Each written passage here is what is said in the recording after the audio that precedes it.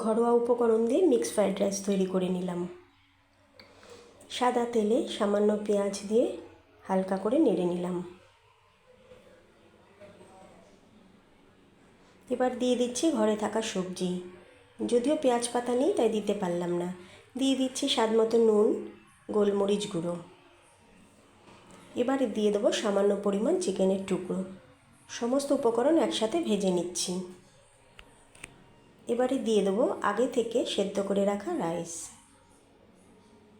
আর দেবো স্বাদ মতো নুন, গোলমরিচ গুঁড়ো, আগে থেকে ভেজে রাখা চিংড়ি মাছ আর ডিমের ভুজি। সমস্ত উপকরণ একসাথে মিশিয়ে কিছুক্ষণ ভেজে নেব।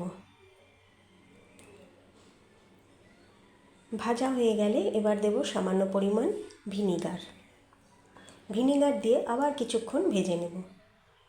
তো মোটামুটি তৈরি হয়ে গেছে রাইস। এবার শেষ উপকরণ ঘি দিয়ে নামিয়ে নেব। তো আজকের সানডেটাকে হ্যাপি করে নিলাম মিক্সড ফ্রাইড রাইস দিয়ে।